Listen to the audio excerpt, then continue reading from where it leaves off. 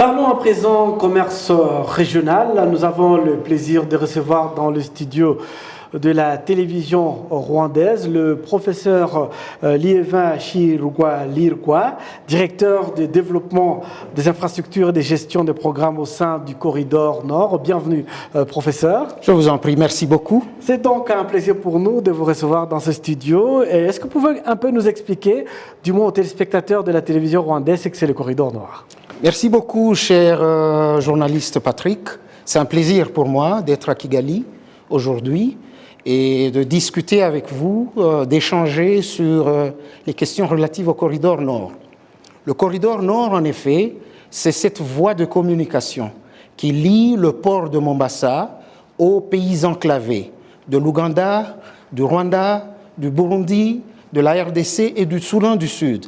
Il s'y est de préciser que le port de Mombasa appartient au Kenya et c'est le Kenya qui héberge le Corridor Nord. Et comment il fonctionne ce Corridor Nord? Le Corridor Nord a dans sa structure d'abord le Conseil des ministres et dans ce conseil, il siège les ministres des infrastructures et des transports. Ensuite, en fait, c'est ça l'organe le plus élevé. Ensuite vient le comité exécutif. C'est là que siègent les secrétaires généraux en charge des transports dans les États membres. Et après cela, vient ce que nous appelons les comités techniques. Les comités techniques, c'est là où les experts dans tous les domaines, dans chaque pays, que ce soit au niveau des routes, que ce soit au niveau des chemins de fer, que ce soit au niveau de la douane, ainsi de suite, c'est là qu'ils se retrouvent, ces experts, et ils se retrouvent 2 fois par an pour discuter des questions poignantes du Corridor Nord. Et enfin, au bas de la structure, vient maintenant le secrétariat permanent. C'est là que nous travaillons à Mombasa pour gérer les questions courantes. Oui, alors nous allons peut-être revenir un peu sur les structures du Corridor Nord. Parlons d'un sujet d'actualité, les postes frontières à guichet unique, qui ont donc été identifiés comme le projet majeur qui facilite la circulation efficace des biens des personnes. Comment ce projet a-t-il réussi à réduire les temps de traitement et de transit pour les commerçants et les transporteurs le long du Corridor Nord? Vous avez raison. En fait, pour faciliter le mouvement des personnes et des biens, le long des pays, dans les pays du Corridor Nord et le long des frontières partagées entre États, la communauté des États d'Afrique de l'Est avait demandé à ce qu'on puisse avoir des postes frontières à arrêt unique, qu'on appelle les PFAU. Et donc, pour ces postes, il s'agit de mettre ensemble le représentant des douanes, de l'immigration, des services de la police, sous un même toit, afin d'accélérer le processus, que ce soit celui de la facilitation au niveau de la sortie des individus, parce que c'est dans le même toit, vous terminez d'un côté avec un pays, prenons par exemple le cas de Goma et Rubavu, vous entrez dans un même bâtiment où vous trouvez le personnel qui travaille pour la RDC et juste à côté de ceux-là qui travaillent pour le Rwanda. Et donc, vous terminez votre procédure d'entrée au Rwanda, de sortie à la RDC, et juste à côté, vous avez terminé la procédure d'entrée au Rwanda. Et ceci se passe également, il se passe de la même façon pour les marchandises. Voilà comment cela accélère les procédures et la circulation des personnes et des biens entre nos pays. Une autre nouveauté, nous allons parler également de ce nouveau programme que vous avez initié, les stations d'arrêt et de repos. Est-il seulement prévu pour fournir des aires de repos seulement pour les chauffeurs? Ça, c'est un très bon projet qui a commencé depuis 2014. Et ça, nous avons eu la faveur au niveau du Corridor Nord d'être financé par Trademark East Africa. Et donc, la genèse de ce projet, on a constaté qu'il y avait beaucoup d'accidents le long des routes du Corridor Nord. Alors, la cause de ces accidents, l'une des causes majeures de ces accidents, c'était que les chauffeurs étaient fatigués et ils dormaient au volant. Et ainsi, ils perdaient le contrôle et tout d'un coup arrivaient les accidents. Alors, il avait été proposé de créer donc des stations d'arrêt et de repos à une distance bien déterminée. Parce que, en tant qu'être humain, après avoir conduit pendant peut-être 2 ou 3 heures, on est censé se reposer avant de continuer sa route. Et donc, l'étude de ces stations d'arrêt et de repos a montré que dans tous les pays du corridor nord, les 6 pays du corridor nord, c'est-à-dire le Kenya, l'Ouganda, le Rwanda, le Burundi, la RDC, le Soudan du Sud, un total de 141